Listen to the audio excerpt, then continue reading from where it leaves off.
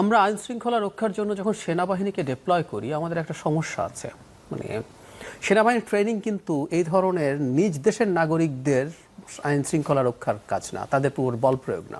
মানে পুলিশ বল প্রয়োগ করে, কিন্তু পুলিশের বল প্রয়োগ ইজ অলওয়েজ তার নিজের নাগরিকদের উপরে। সুতরাং সারা পৃথিবীতে পুলিশের ট্রেনিং এমন হয় সে ন্যূনতম বল প্রয়োগের মাধ্যমে কিভাবে এই ধরনের পরিস্থিতি ট্যাকল করবে। যদিও শেখ হাসিনার সময় পুলিশকে আমরা প্রায় বলি যে মিলিটারাইজ করা হয়েছে, তাকে মিলিটারি বানিয়ে ফেলা হয়েছে, মানুষ খুন করতে শিখে গেছে। কিন্তু মিলিটারি ট্রেনিং ইটসেলফ হচ্ছে সর্বোচ্চ বল প্রয়োগ। আমি দেখেছি মিলিটারি ট্রেনিং এর ওখানে লেখা থাকে 1 বুলেট 1 শত্রু। মানে আপনি একটা গুলি করবেন এমন জায়গায় করবেন যাতে শত্রু মারা যায়, কারণ সেনাবাহিনীর গুলি যায় আসলে শত্রুর দিকে।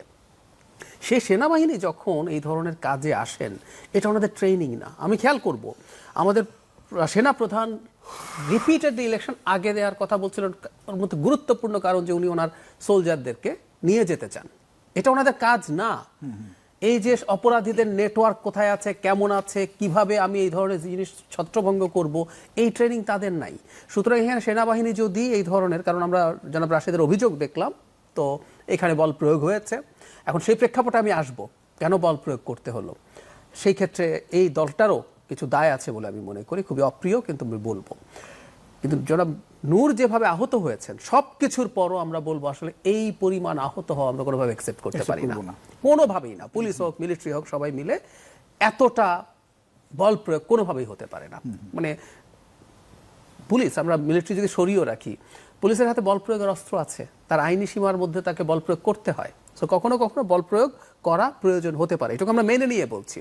কিন্তু আমরা প্রায় বলি যে ডিসপ্রপোর্শনেট বল প্রয়োগ করা যাবে না, কোনোদিন না, কারো বিরুদ্ধে না।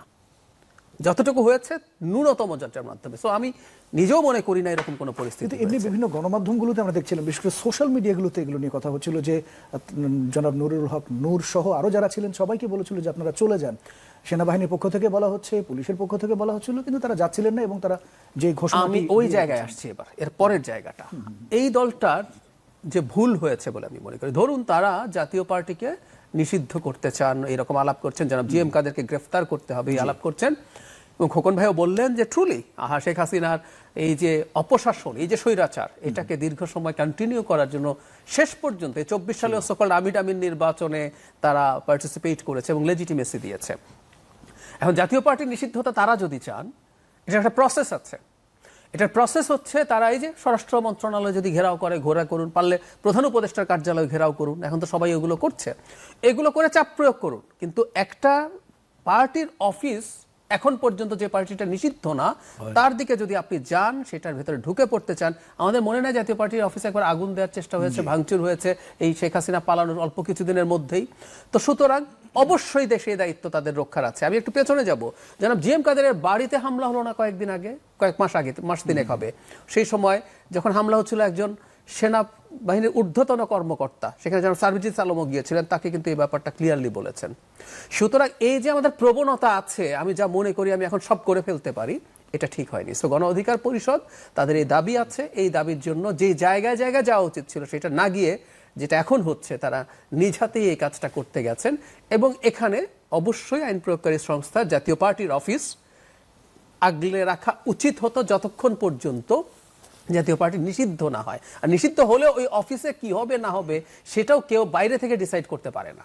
যদি কাগজে কলমে ধরলাম নিষিদ্ধ হয়েছে, সো ওই অফিস কি হবে, কেমন হবে, ওই অফিসের দায়িত্ব কার হাতে থাকবে, এগুলো ডিসাইড করবে আদালত, সরকার। তারা কেউ একজন গিয়ে ওখানে গিয়ে এটা ভাঙিয়ে ফেলবো, পুড়িয়ে দেবো, মানে আমাদের গণ অভ্যুত্থানের 1 বছর পরও আসলে এই জিনিসগুলো এভাবে চলার কোনো কারণ। এবং শুধু ছাত্র শিবিরের তা না, মানে অন্যদেরও তো একই অবস্থা, সবাই সম্মিলিত এক ধরনের নানান ধরনের না। কিন্তু ছাত্র শিবির তো একটা দল, মানে ছাত্র সংগঠন, ছাত্র দল কিন্তু ছাত্র দলের প্যানেল দিয়েছে, ছাত্র শিবির একটা ভিন্ন নামের প্যানেল দিয়েছে, ছাত্র শিবির দেয়নি।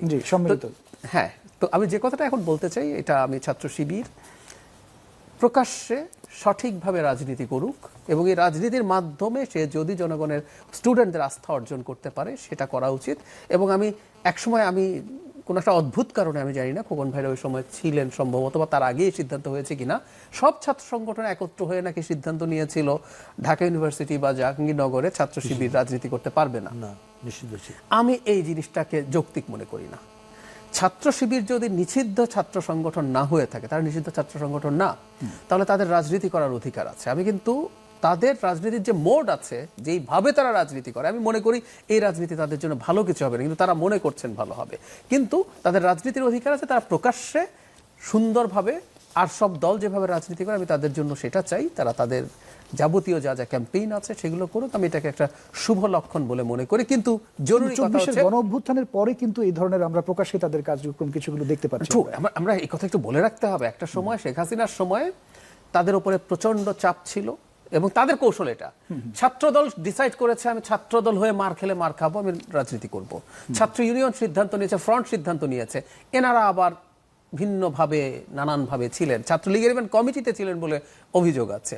এর বাইরে তারা নানাভাবে তাদের সাথে মিলেমিশে এক্সিস্ট করতে চেয়েছে। কিন্তু আমি ব্যক্তিগতভাবে আবারও বলছি, যেহেতু তারা একসময় এই ধরনের ট্রেন্ডের মধ্যে ছিলেন, তাদের উচিত হবে না, তাদের উচিত একদম প্রকাশ্যে আসা, প্রকাশ্যে নিজেদেরকে প্রকাশিত করা, প্রকাশিত রাজনীতি করা, জনগণকে বেছে নেয়ার, ছাত্রদেরকে বেছে নেওয়ার, কানেক্টেড হওয়ার সুযোগ দেয়া।